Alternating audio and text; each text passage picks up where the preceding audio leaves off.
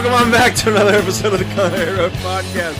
I'm your host, Justin Melnick, alongside, as always, my good friend, Fred Mullins. Fred, thanks for being here. Good to see you. Jeff, how are you? You're all riled up this week.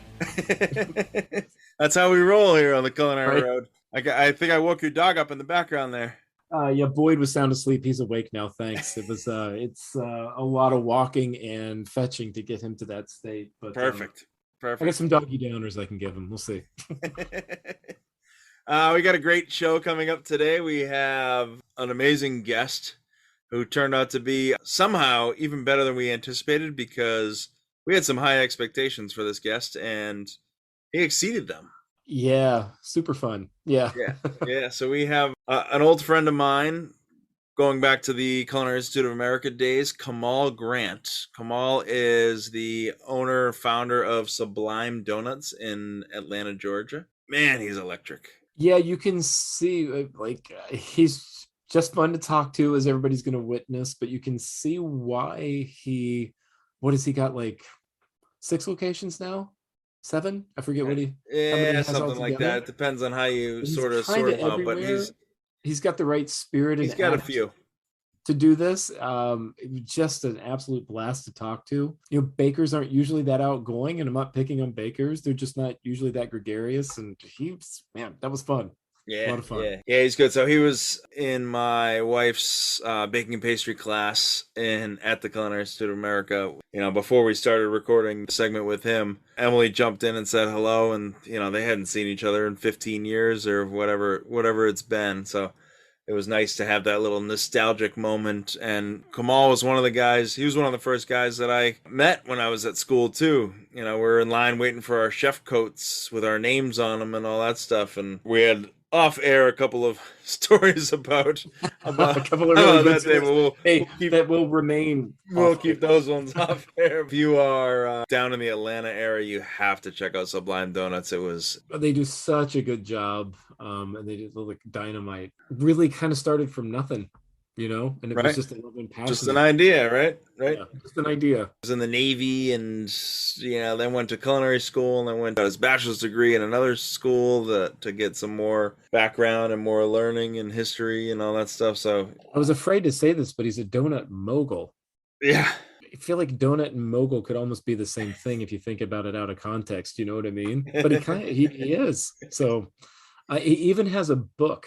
Yes, he does have a book, which you know what, I'm going to plug right now. Yeah, plug it now, because I don't want to give away the punchline before we tell the joke, but yeah. So why don't you tell everybody? We'll give away the punchline before we tell the joke. So, you know, we typically record the interview or our guest segment of the show before Fred and I do this intro. And Kamal is talking about this book that he has, and he didn't know the name of his own book. He literally wrote a book, didn't know the name of it. So Fred went on and searched for the book itself, and I told Kamal, I'm like, yeah, we're gonna promote it for you anyway. He's like, I don't even have a book here. I don't even know what it is. And he named it like 10 different times, and each time the name was different. It was hilarious. But I'm gonna set the record straight, even though nobody knew it was crooked to begin with. But you'll hear the book is called Homemade Donuts, and that's spelled out DOUGHNUTS, donuts. We'll get into that. Techniques and recipes for making sublime donuts in your home kitchen by Kamal Grant. You can find it. There you go. That's the name of the book. That's the name of the book. So when you get into, you'll understand a little more why Fred just went into that in detail once we get into the interview with Kamal. But that kind of brings us to our top 3, which was inspired this week by having, you know, one of our first. We had Derek Bissonette on here, which is, you know, he's traditionally started off as a pastry chef. You know, now he's a photographer. Kamal's kind of our first pastry chef. I mean, he's the first one who's just went to culinary school for baking and pastry and created this whole. So yeah, that's what he lives and breathes, pastry. And in this case, we're talking donuts. That sparked our top 3, which is top 3 favorite things to bake. Yeah. And this is just, you know, your favorite things to bake at home, just like your go-tos, if you want to call them that, and mine. And I'm going to throw this out there right now. Not much of a baker. No, I'm It's also an not much of exact a baker science, and I'm because not exactly an exact science kind of guy. That's not really my thing. So yeah, I mean, I baking married challenge. a pastry chef, so she does most of the baking when I it was comes gonna to. say you don't get a lot of opportunity, right? Yeah, well, you'd think I feel so, like we're but almost on equal footing, even though I know you're more talented in the kitchen than me. But I feel like I may be able to hold my own. I said Mm, may, yeah, maybe. I, you're wrong, but That's actually,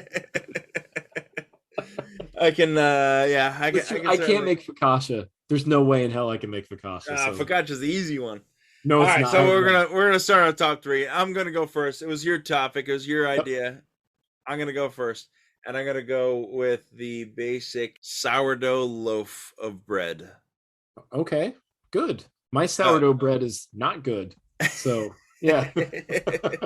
so when it comes to baking bread, I learned a lot of that from actually from Jeff Pond, who we've already mentioned. Yep. Baking bread is a complete opposite science. It's a science. It's completely different from being a chef where you kind of like do a little of this, a little of that, and you kind of go from feel a little bit. You sort of do that once you understand the basics of bread baking, but there is still it's a little more of an exact Yeah, you measurement can't and really do a pinch of this and a pinch of that because right. it It has to works on be a little more scales. measured, a little more. Yeah. I grew to love baking bread and specifically sourdough bread from a sourdough starter. That's my number one. Baking sourdough bread, whether it's a full loaf or rolls or. Oh, it's delicious. That's a Yeah. good. That's a.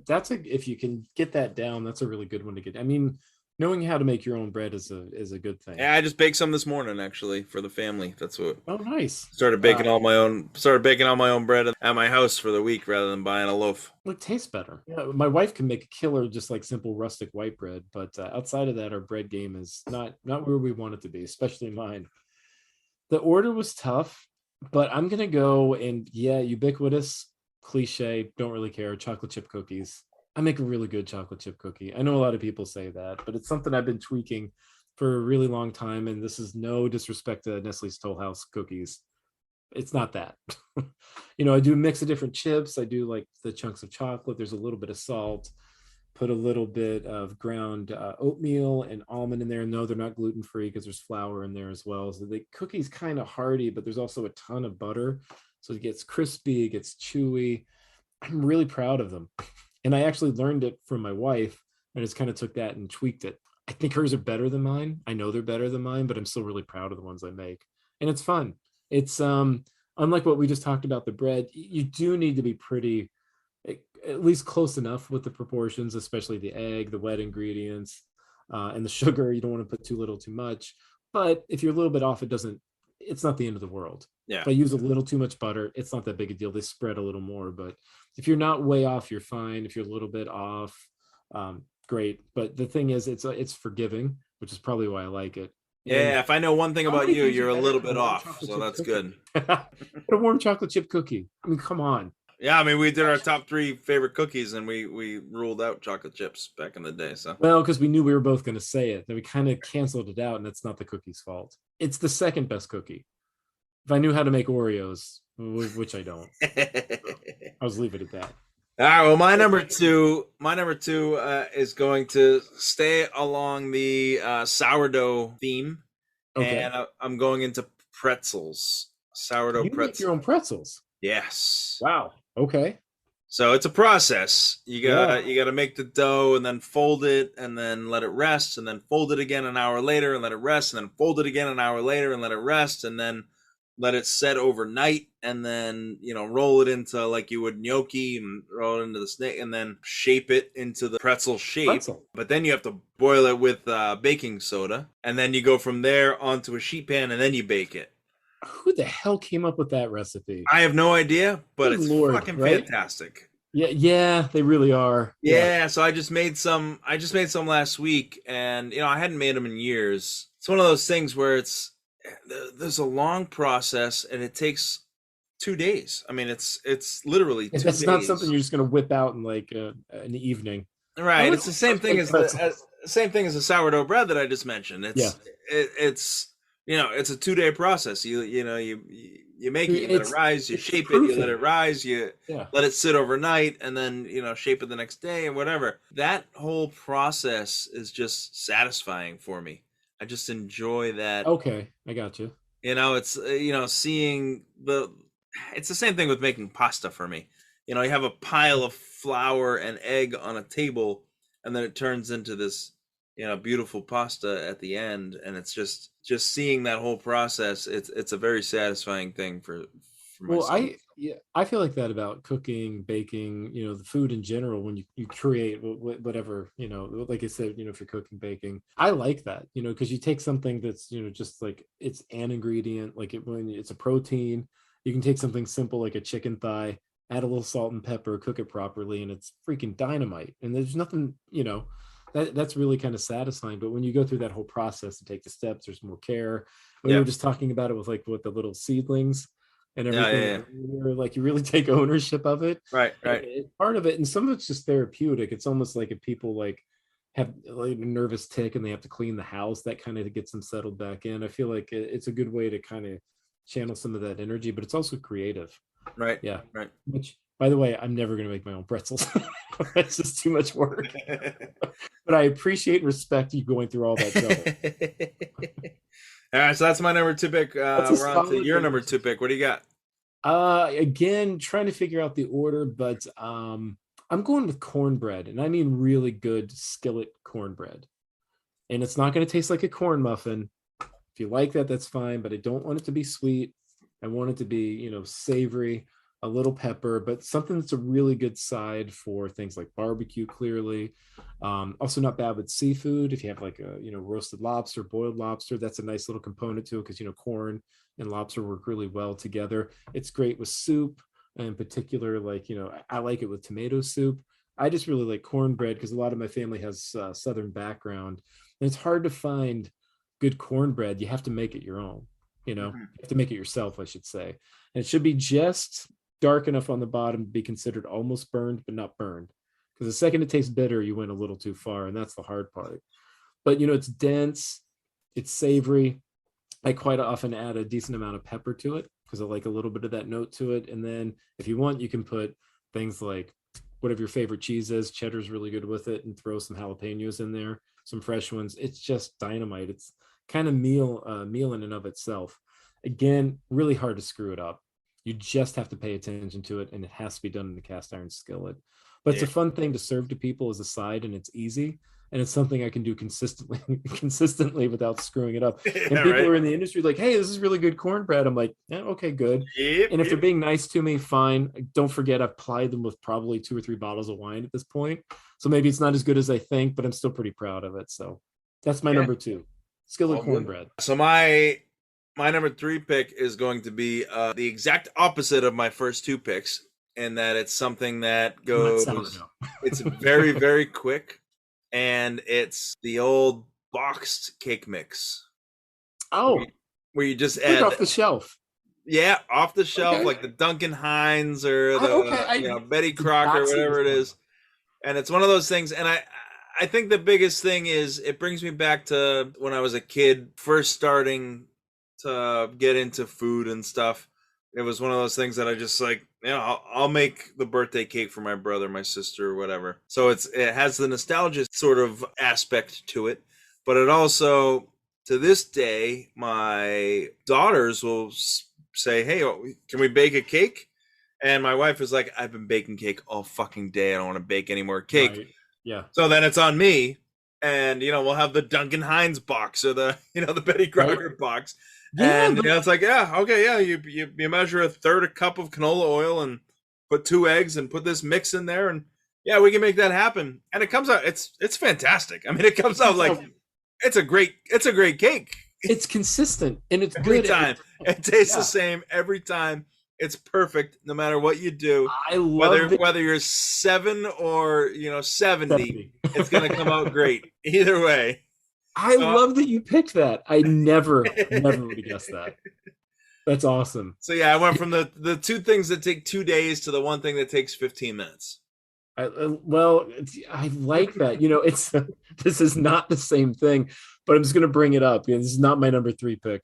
but I have a thing for those Pillsbury cinnamon roll. Oh yeah. And you're not really doing anything to put them in the pan, but yeah, I love the kind of easy serve and go, because you're just mixing the two things and baking, you're done. All you have to do is wait for the cake to cool so you can frost it. That's a good one. The waiting for it to cool to frost it, that's the hardest part. That's the hardest part. You gotta wait. And I'm not patient. It's a Achilles heel of mine. Anyway, moving on. That's a good one, chef. Number 3, we're back to the skillet. German pancake, German apple pancake. Some people call them a Dutch baby. It's so easy. It's a pancake with fresh apples in it, and you bake it and let it rise. It takes like 20 minutes maybe from beginning to end. It's next to no culinary skill of any kind other than just don't burn it. And it looks really cool when you serve it. So you can see I'm kind of a one-trick pony here. I've got the chocolate chip cookies, then I'm using the same pan for both of my go-tos. Trying to make this shit as easy as possible. I kind of crested my baking skills right there. That's about as good as it gets. Honestly, my regular pancakes aren't nearly as good as my skillet pancake. Nice. I just don't have the flipping down. But everybody likes that. It's good. And you can do something besides apple if you want to do peaches, apricots, all that fun stuff. So you can tweak it in air quotes if you like. But that's a good one. Blueberry. Blueberry's a good tweak to that one. All right, well, I've honestly never made that before, but it seems like everything you picked was right down the middle of the road, and I went like super expert or super simple. Yeah. So I'm a C student. I'm cool with that here. Right, down the middle. Totally cool with that. I just didn't want to fail. All right, well, that was our top 3 for the week. Top 3. We'd love to hear from you. Send in your top 3. Go to culinaryroad.com, culinaryrd.com. Click on the contact and send us an email what your top 3 are, or on Instagram, send us your top 3s and let us know what your top 3 favorite things to bake are. But I guess we got to move on. Speaking conversation with Kamal, because it's totally worth it, and we should stop beating around the bush and get right to it. Well, we should let a real baker handle this from here on. Yeah, exactly. He's gonna listen to this and say, "The hell are these guys talking about? I don't know what the hell they're doing." He's gonna ask us to delete the interview. Yeah. Move on to our interview with Kamal Grant from Sublime Donuts.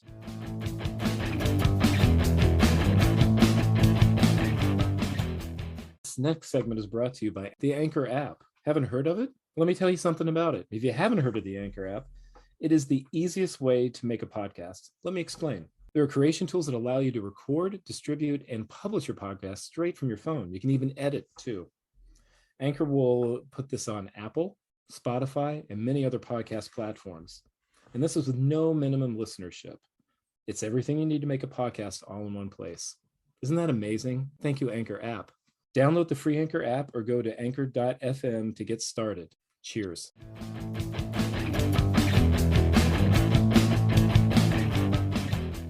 All right, welcome to the program. Great friend of mine, Kamal Grant, going back to the old CIA days. Kamal, it's great to have you on the show. Kamal is the founder and head baker, owner, all those good things of Sublime Donuts in Atlanta, Georgia. Cook, baker for the U.S. Navy as well, back before the CIA days, but now spending all your time at a 24-hour Sublime Donut. It's awesome to have you on here, man. It's been way too long for us to catch up. Welcome. Thanks for having me. I appreciate it. It's nice seeing you again. We haven't seen each other 10,000 years. We're fucking old now. Yep. So it's great seeing each other. You got a whole family. I'm still living like a child. You know what I'm saying? It's beautiful. Okay. So yeah, man, this is good. Well, you got your own business. That's like having a family. Do you mind if I go a couple of steps back there? He said fucking old. I'm pretty sure I'm 15 years older than you fucking old guys.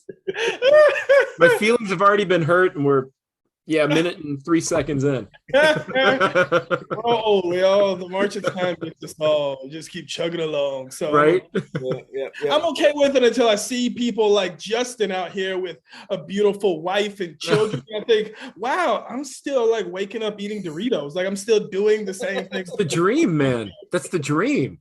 No, I gotta grow up. This is ridiculous. Okay, I meet people like Justin, and they're like, "Hey, what's going on? How's your life going?" I'm like, "It's the same stuff going on. Just make donuts. Just working, just like in college. Just working. Same. I'm going out drinking. Just come home, sleep." You're like, oh, my daughter just graduated elementary school. We're going to middle school. And I'm thinking, oh, that's great. Yeah, I got a fish. I need to change. I need to shake it up a little bit. So listen. Well, I think you shake it up every night there at Sublime Donuts. You got that 24-hour donut shop going. It's not like you're not doing anything. Yeah. The donut shop's great. Donut shops are going well, so that's always good. Out here, Atlanta treats me right. Donut shop's going well. Yeah. So, yeah, Atlanta loves me. Atlanta supports. So we are Atlanta's premier donut shop. I have to commend you on. I think like when you come up like on Google search, it's what is it? It's eat one that's worth it. It's so true.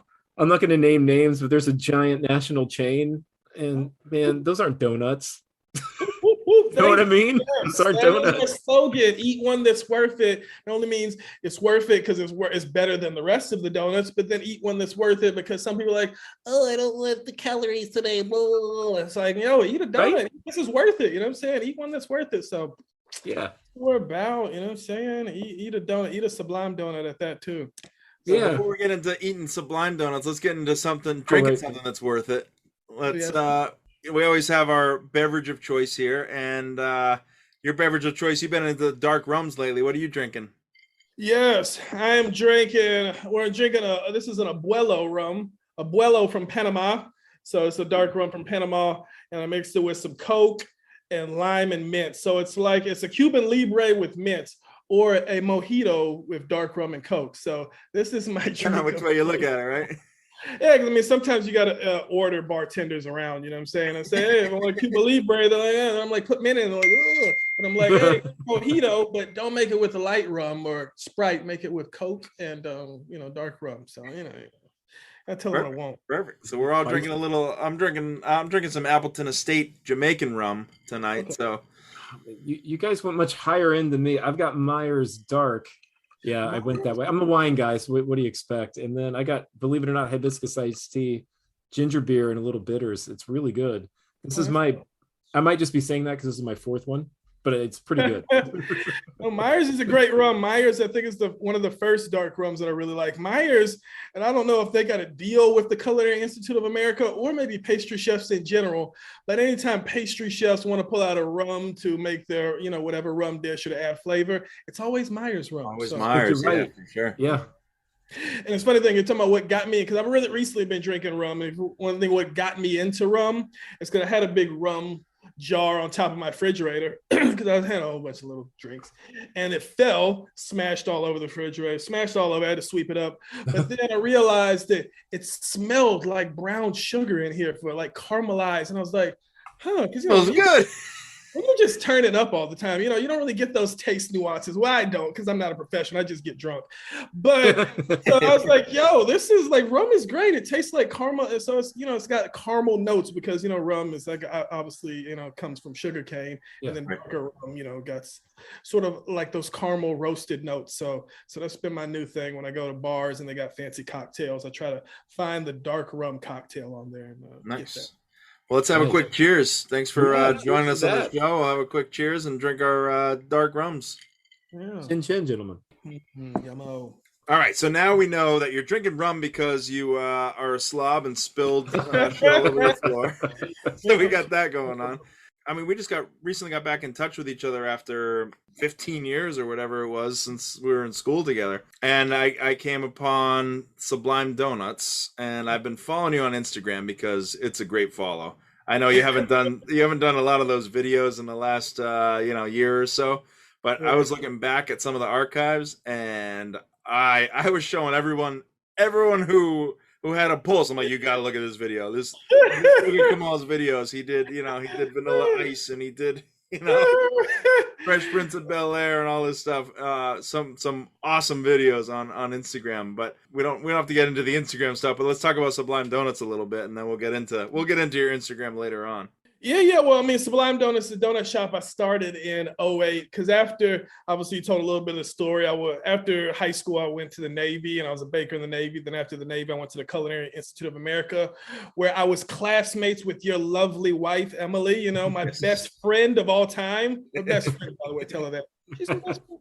But and then after that, I went to the American Institute of Baking, learned some baking science. And then after that, I got a job for Flowers Baking Company. So I don't know, did you stick around for your the bachelor's degree? Yep. So yeah, I didn't stick around. I just got my associate's degree at the CIA.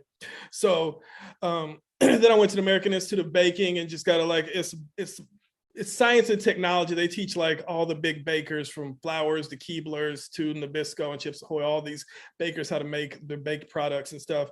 So then I got a job with Flowers Baking Company, which is one of the big bread manufacturers in the country, and was working on their production lines, making all this, thousands of pounds of bread a night. And saw a little donut shop for leasing, obviously as chefs, as we do, when you go to the Culinary Institute of America, nobody wants to say they want to have their own business, but everybody wants to have their own little thing one day. Right. So, I had this itch, like, I want to do my own thing. And it was just kind of just wanted to, flow with my creative juices. So opened up a little donut shop in August of 2008. And, we've been rocking and rolling ever since, had, opened up, probably like 5-6 years after the donut shop opened. We got a lot of great press. A guy from Bangkok hit me up to franchise a store in Bangkok. So we opened up a store in Bangkok, Thailand. Mr. Boonket did a great job running the store for like 7.5 years. It just recently closed.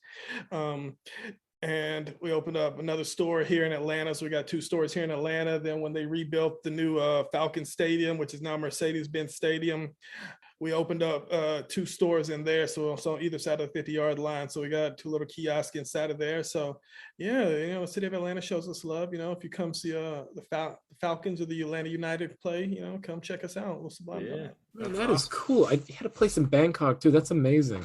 Yeah, Bangkok was great. Boonket's great. Love Boonket. He worked the store for a lot of years. It just recently closed because he wanted to do other things.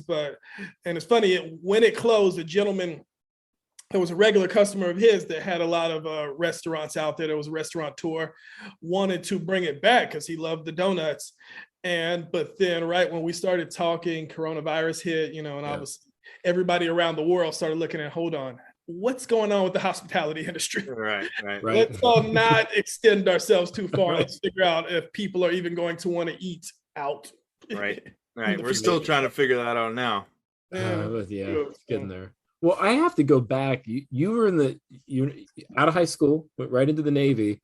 Mm-hmm. You were a baker. Like, where did that? You know what I mean? That for most people, that's not like what they. You know what I mean? That's not what they think. Yeah. Well, I really loved baked goods. I like baked goods, and for some reason in high school, I thought I need to decide what I want to do for the rest of my life. And I think Alexi, a lot of people, because obviously a lot of people that go to the Culinary Institute of America are straight out of high school, and that's why they want you to have culinary experience. What is it, like 6 months or some crazy amount of time? It used to be some time. Now they just let people in that have that their parents can write a check. But yeah, but that becomes a problem. Then a lot of people don't stick with it. So I was like, I gotta decide what I want to do. I was like, I love eating baked goods. Let me be a baker because I want to make people happy. So I went into that field, and I'm just crazy enough to love it. So I'm sticking with it. I think that's what it really is like, because obviously we're all in this culinary field, and it's hard. Like, you got to be really like a pirate to like this life. You know what I'm saying? Yep. So this is a different sort of life. So a lot of people that go to the culinary school or culinary schools, they like cooking, but liking cooking is not equivalent to liking working in the cooking industry. You know what I'm saying? No kidding. That's a whole different animal. And I like this life. I like standing on my feet for hours, working for hours and being tired and smelling like, crap and all musty, and then going home and doing it again, and waking up early hours in the morning. So I like that feeling and vibes with, my personality. So I think people that like that, obviously they're extremely successful in this industry. So, and people that aren't for that, not to say it's not for you. You obviously can do something else. You like cooking, you know what I'm saying? Because that's the funny thing, because the donut shop is, pretty well known out here in Atlanta. I get a lot of people who come to me and they're like, yo, I want to be a chef, or, they're out of high school. And I'm like, I don't know, this is a different world. I said, go work in kitchens right now. Yeah.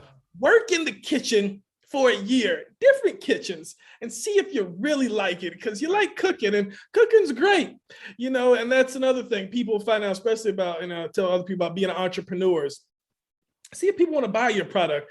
Because when you're working, if you're cooking for yourself or cooking for others, you make a dish. So say if I make some chocolate chip cookies right now and give it to you, oh, y'all are gonna love it. You're gonna tell me how great these chocolate chip cookies are. They're so delicious. These are the best chocolate chip cookies I ever had. Come on, thank you. It's gonna fill me with such a warm glow, and I'm be like, oh, I should do this for the rest of my life. But unless I get you to pay for those chocolate cookies, then I see the value that you would want. So I need to say, hey, would you pay $5 for this one cookie? And you're like, no, hell no, I wouldn't. You know what I'm saying? It's not that good, right?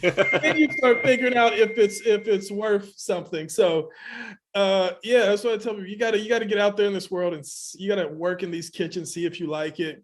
You gotta charge people for the food that you're making to see if they really appreciate it. You know what I'm saying? Because everybody likes a free plate of food, unless you just fuck it up. You know what I'm saying? Right. All food is delicious once it's free. You know what I'm saying? So That was like music to my ears. That was just like, it's so true. And I love the fact that you termed it as pirates, so talking about rum. So that's an easy pun to make. But I've been saying it for years, and chefs heard me say this before too. But like, this is an industry filled with gypsies and pirates. Yeah. Half of us don't even know why we got here. The other half, like you, I just love doing this. The other, like, I just wandered into it and it was cool and I was making money when I was 18. And then all of a sudden you turn around, you're in your 30s, your 40s, and you're like, I guess this is what I'm doing. But it's long hours and it's an ass kicking all the time. Yeah. All the time. The punishment. I'm a yeah, right. It's funny, yeah, because I see stuff like that where, you know, watching crazy movies and, you know, the protagonist got to work on the holidays and their wife or husband is like, why are you doing this to me? And I'm thinking, what? Like this, right? It's a joke. What? People are upset about this because this is the life like I've lived my whole life. So you always work on the holidays. So it is crazy seeing that. But yeah, this is not and it's normal to me, but obviously it's not normal to everybody else. That's why it's in the movies and it's a trope in movies, because it's like, no, like people don't expect to work or live like this. I'm like, yeah, this is cool. I like it. I'm quite content with it. I love it. So yeah, it's definitely not normal to normal people. That's for sure.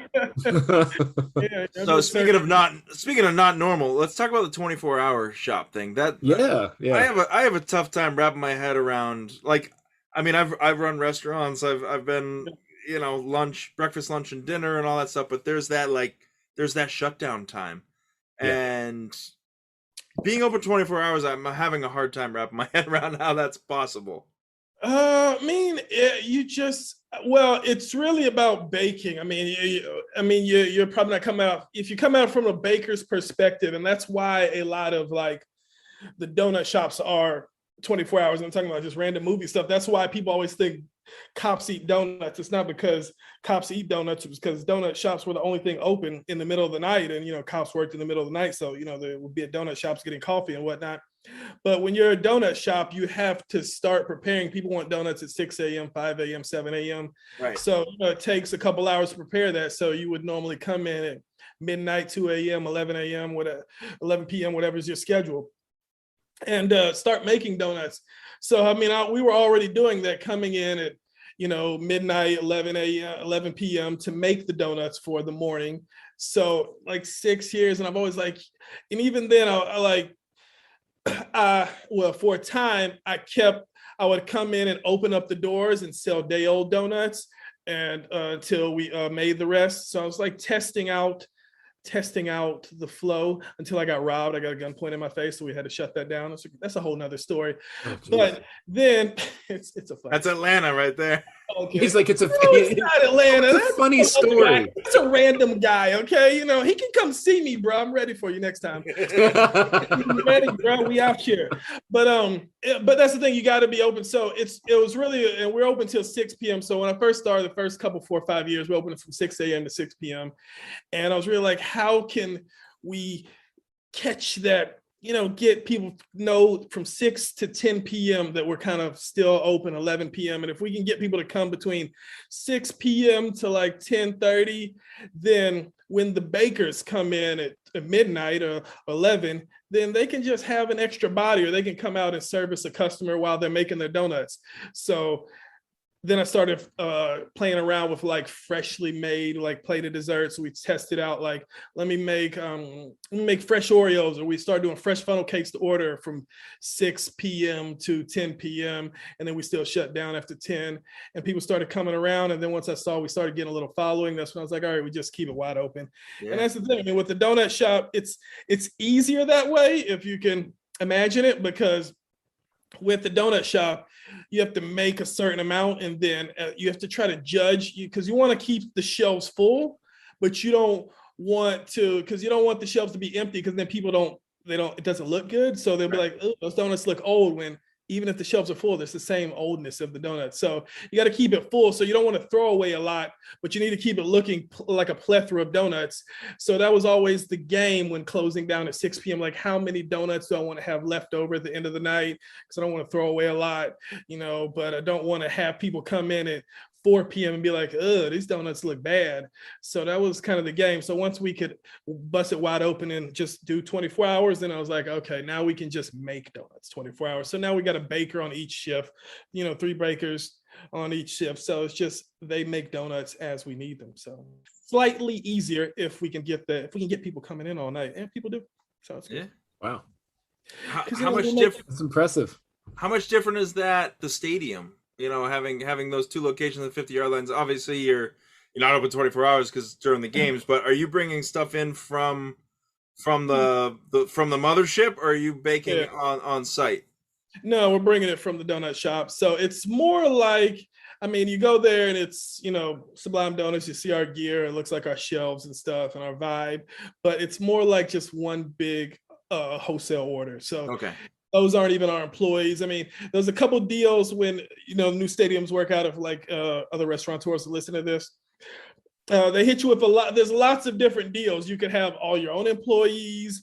You could have their employees. You could have like a split it a couple different ways. But when we first started talking, it was like, no, it's already hard staffing already to try to staff for game days, and people, because obviously, when people want to work, they want 40 hours a week. And then they're like, I don't even know what games they're playing or what's the season looking like. Are they in the playoffs? So should we get more people? So off top, I was like, they know how to run stadiums. Let's let them run it. And then we will just provide the donuts. So it's really one big order. So they ask us, hey, we need, 1,000 donuts. We deliver 1,000 donuts for game day. They sell 1,000 donuts, or they sell 1 donut. That's it. We deliver. It doesn't matter. They're buying it anyway, right? Yeah, so it worked out for us, but there's a lot of different ways if other restaurateurs are going to talk to you about stadiums. Look and see what best fits you. If it's a certain product that you need to be there. We're fortunate enough that we have donuts and we can prepare them ahead of time, and people aren't like, why aren't you making a fresh donut? People are okay with, oh, just pull the donut off the rack. They don't want to be like, no, go back there and cook it for me fresh. But if you're doing like some crazy steak dish, which, needs people and skill sets that you trained, maybe you need your own people there, so, it gets tough, because I got a homeboy that I was actually in the Navy with, and he's got he just opened up a kiosk in Qualcomm in San Diego. He's got a pretty cool place called Barrio Dog, and he said it's pretty successful. So he's doing like, Mexican style hot dogs. And so I think they have their own people there, but it just depends, because they obviously know how they want their hot dogs made. If you tell the people that work at the stadium, they don't really care. So, so CNA got to figure out that balance. So we was like, we only need people to put it in bags. You know what I'm saying? Right. Bag up. And even when they were doing that, we went over there and trained them like on our style of doing that. So it's a little bit of balance, but it works out for us. It's a pretty good deal right now for us. So where's the name Sublime Donuts come from? Just trying to make the best donuts, the greatest donuts. Sublime means, my Sublime hat's over there. Random hat, got the donut on it. But there we go. Sublime means best of the best, all inspiring, to inspire all. So that's what really Sublime means. And that's what we're really about, just about inspiring all. And so it's really, how can I make the best donuts possible? What's a cool word that means that, but then also a word people don't use in the regular lexicon when speaking. So people don't use Sublime. So if I would have called it something like Great Donuts, people would never be like, yo, I'm going to Great today. hey, you've been to Great. Great makes good stuff. But now people in Atlanta use the word Sublime, like Sublime means us now. So people are like, hey, you've been to Sublime? Sublime's good. I love Sublime's donuts. I love Sublime's donuts. You know what I'm saying? So it's now our word, Sublime. So it really worked out for us. So. You mentioned before we kind of got going here, you talked about cake donuts.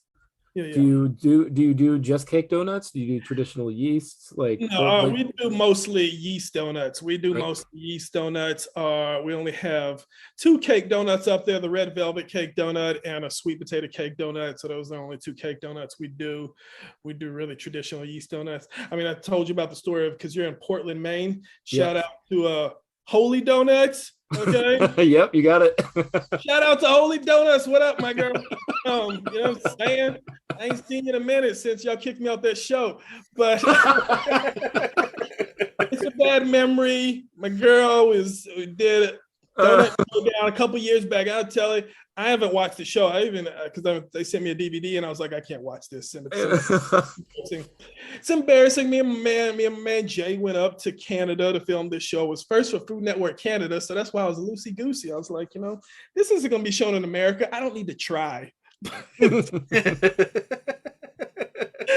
But then turns out, when my man Jay, and not to throw the blame on him, obviously I'm the one who trained him, I saw those donuts were coming out the fryer and they were a little bit too thick and they weren't fried for long enough. And I was like, yo, those donuts may be raw.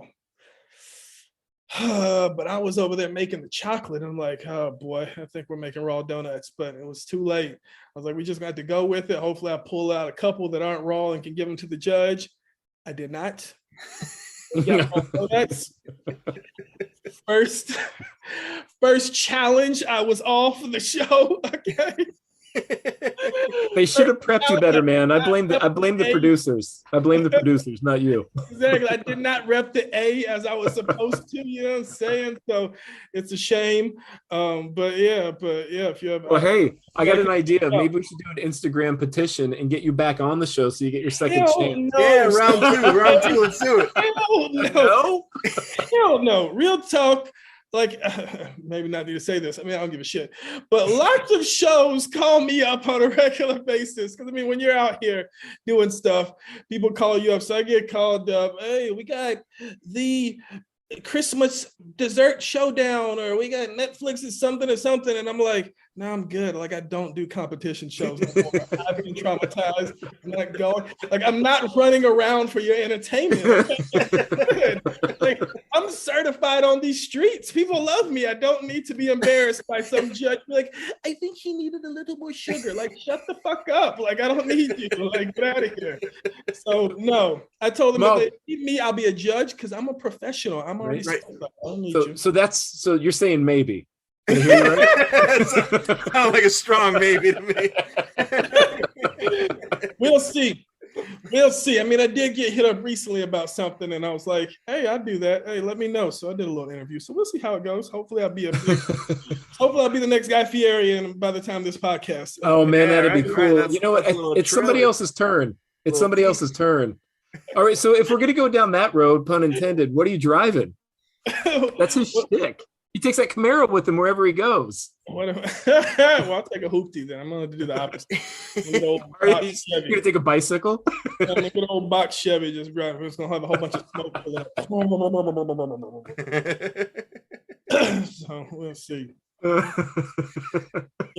right. Quick question. I know it's not really an interview. Your favorite donut to make, hands down, do you have one that you're like, I just love making this thing? And I know that you do a lot of yeast donuts, so that's sort of the same, but is there like a flavor that you like better than another or anything like that?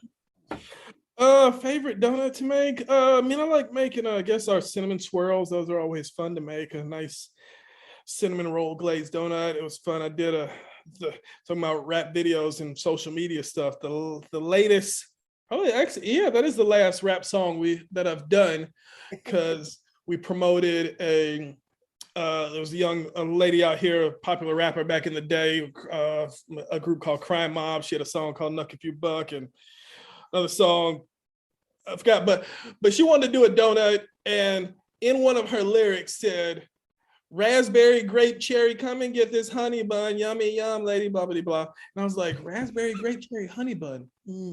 I can do that. And we made like a cinnamon roll dough, but instead of cinnamon, we put, raspberry Kool-Aid.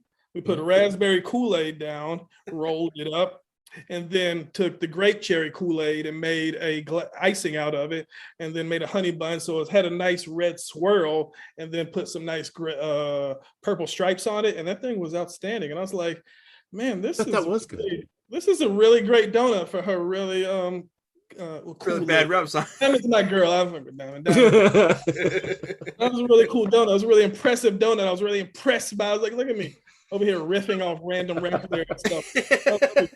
And he was just saying he doesn't want to do these competition shows, and that's a perfect example of why he should be on one. I'm going to leave it at that. No, I like my time. I want to sit on. I want to relax. I want to take a nap, then wake up. Be like, okay, raspberry, cherry, honey, but not. Oh, you got 30 minutes. Run. The fuck? No, I don't. I'm over this. Okay, I'm a professional, sir. Right. I'm running for you. I love how your judge voice all sounds the same, like just like token guy. It sounds like Alton Brown on Helium. Alton Brown, shout out. That's my man. He lives out here in Atlanta, so he does, doesn't he? Yeah. He's been to the donut shop. Come back, Alton Brown. Love you. Come back. Get him on the show soon. Listen to Culinary Road podcast, Alton Brown. Yes. Donut shop. Yes. We'll get him on the show to promote Sublime Donuts. Probably be like, who's this clown? Who's that clown? Oh yeah, I ate a donut a couple years ago. Oh come on, I doubt that's the case. By the way, I think I got a personal favorite. So when I'm in Atlanta, whenever that happens to be, butter toffee. That kind of looks right. That looks right, man. Toffee, that's a winner. That's one of our winners, one of the original donuts. So that's a winner. Yeah. That's a good one. Yeah. I mean, donuts are fun. Donuts. That's what I say. Donuts like you can do anything with the donuts. Just fried dough or batter. So and it's a palate for it. You can put anything on it. It's like a foundation, right? Anything. So do you guys ship? Or are you just in Atlanta, just locally? Yeah. We don't ship right now. I mean, no, we don't ship.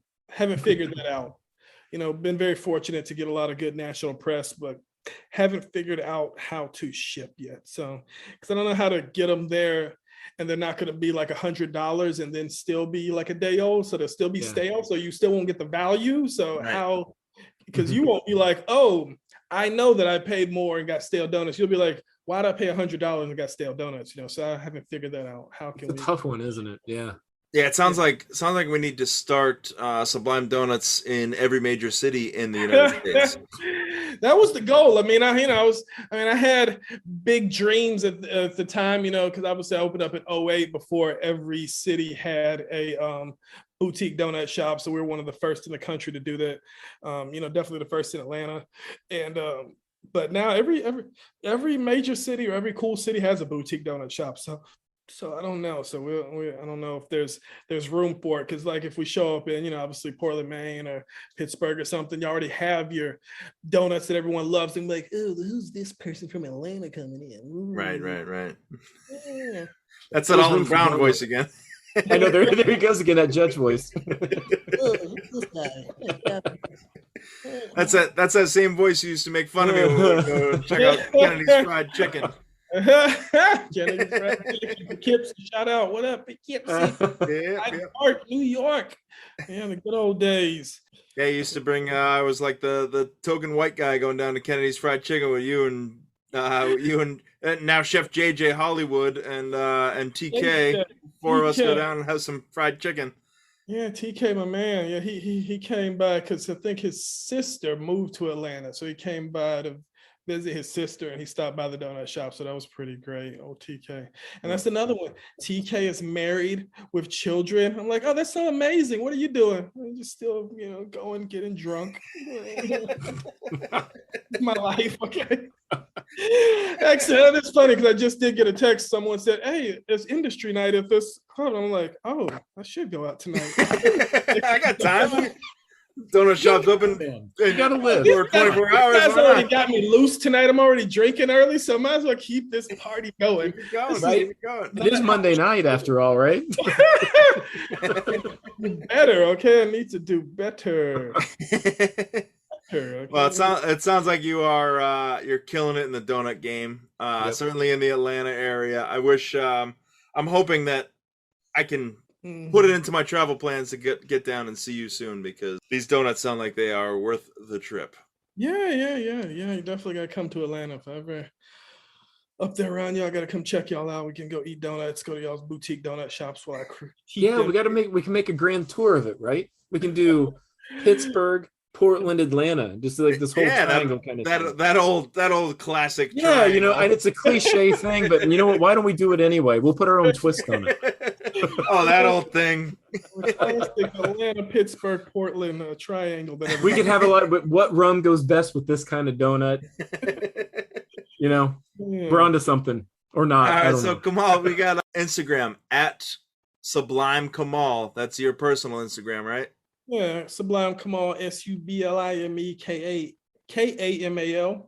So come check me out or check out the donut shop, SUBLIMEDOUGHNUTS. We spell it out the long way. The Donuts. long way, the right way. The right way. The right way. It is the right way, actually. Yeah. According to me, shit, I don't even have a book. I should be promoting because I wrote. Oh, hold on. No, I don't have any of my books on my shelf. Ain't that some shit? I officially wrote the book on donuts because I have a book out, Homemade Donuts at Home or something. I don't actually know the name. Fuck. You don't know the name of your own book? How are we going to promote the name of your book if you don't even know the name of your own book? Go to Amazon, Google Kamal Grant, and pop up. All right, go to Amazon, Google Kamal Grant, yeah. KAMALGRANT on Amazon.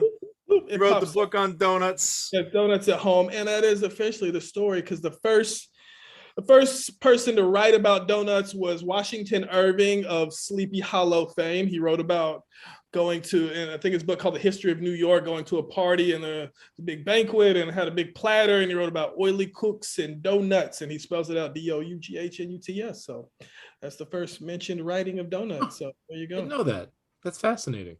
This There is it I what I'm learned here for, something. useless donut facts, okay? No such thing. That's why we had you on here today, Kamal. I'm your guy. I got the facts, okay? So yeah. All right, man. Hey, it was awesome catching up with you. It was fantastic having you on the show. Make sure you jump on Instagram at Sublime Kamal, SUBLIMEKAMAL. Make sure you follow him on there, and then I guess just go on Amazon and search for Kamal Grant and find his book, because he doesn't even know the name of his own book. But Homemade donuts at home. How to make sublime donuts at home. It's not like a self-published book either. It's like a professional published book. Okay, It's just the title changes every time he mentions it. I forgot. I wanted it to be called the Donut Diet Book. No, Yeah, we'll do some fact checking before we wrap this up. I promise we'll get the right title out there for you, man. That's the least we can do. We'll at least put it in our post before we publish the podcast. We'll put it in one of our Instagram posts. We don't excellent. like to come by the book. You know what I'm saying? We got some at the shop. So Yeah. Go down to Atlanta. Check out Sublime Donuts. They're open 24 hours a day, 7 days a week. Closed for the holidays or what? 7 days a week. We just close on Thanksgiving and Christmas and New Year's, but we're open. We're here for your donut needs when you need them. So Wow, that's a All lot. right, That's a lot. Fred. Come to This get is some. this is a good time for you to throw in a donut pun. Do I have any donut puns? I don't know. I figured you'd say like donut miss out or something stupid like that. No, that's all Heather. That's my wife. She's All the right. pun. Nobody can do puns like her, and I'm not going to stoop to that level. I have too much respect for Kamal. I'm not going to do that right now. So thank you. Even though I love donut puns. Okay, I'm all about donut puns.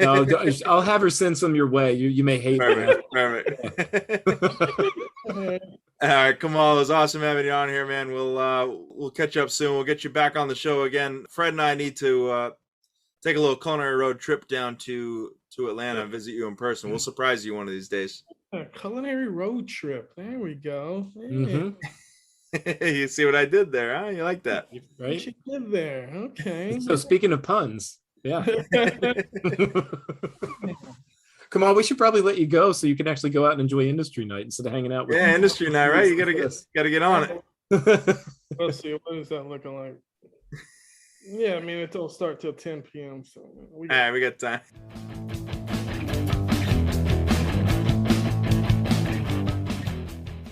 All right, we're on to the wrap up. That was our interview with Kamal Grant. Awesome to have Kamal on the show. He is such an electric personality. It was so great to catch up with him. Obviously, as he mentioned, and we mentioned earlier on, he was in my wife Emily's baking and pastry class at the Culinary Institute of America. We've been out of touch for way too many years, but we've recently reconnected, and it's like we didn't skip a beat. He's just such a fun guy to be around, and he's doing some really cool things down in Atlanta with a donut shop, and in the stadiums, and the 24-hour donut thing, a couple different locations in Bangkok too. I was gonna say, not only does he have like one across like the 50-yard line from each other at what is Mercedes-Benz Stadium where the Falcons play, but then he had one in Bangkok. And the dude's a riot, and it was really funny. He's like, I just like baking. I enjoy it. So this is what I'm gonna do. And look at him. It's nuts. Right. It's a 24-hour operation. He's like, I just enjoy this. This is fun. It's just easier. It's easier to be open all the time. Just knocking it out of the park. That's how it works, but awesome. Yeah. A total hoot to talk to. That was fun. Super fun. Yeah. Yeah. As I mentioned earlier, he was like one of the first guys that I really met at culinary school, because we were in line to get our chef coats together, and standard issue, right? yeah, the standard issue chef coat. We sort of hit it off from there, and it's been too many years since we were able to reconnect, but we just recently got back in touch with each other, and here we are. So, but it was awesome to have him on the show, and if anyone's in the Atlanta area, definitely go check that out. But the Instagram page, Kamal's Instagram page, is absolutely worth a follow. It's entertaining. I'm not just saying that. It's really entertaining. I've shown a lot of his videos to just random people that I worked with, or obviously to my wife, and I was the one who passed it along to Fred, but at Sublime Kamal, SUBLIME KAMAL, Sublime Kamal, you're gonna laugh your ass off, because it's just a riot. So it was great to have him on the show. But without further ado, let's move on to the Ask a Pro section. We've had this come up a few times. We should probably answer the question, and you've got really good experience with it. I've got good experience with it, but you have more than I do. And it's it's how to start your own sourdough starter, how to maintain it, how to create one, how to keep it going, and what to do with it. So how do you do it, Chef? How do you do it? If you go onto our Instagram account at culinary.rd, you can send us a direct message there, and that's the best way for people to send us a message. And someone was asking about the sourdough starter. So we had Jeff Pond on back in season 1. We were talking about sourdoughs and touched on it a little bit. And then having Kamal on here today sort of brought us to the whole idea of wild yeasts and yeast doughs and donuts and all that kind of stuff. Sourdough starters in general are just sort of a wild yeast, right? So the best way to create a sourdough starter is you basically mix together flour, water, put it in a bowl, and let it sit out at room temperature, open air, for a couple of days. And after a certain amount of time, you're going to start seeing some of that like slow bubbling kind of starting to happen. And that's just the natural yeast in the air comes together and creates a starter. So what is a starter, you ask, Fred? That's the starter. So here's the big question. How do you maintain it, and how should you maintain it?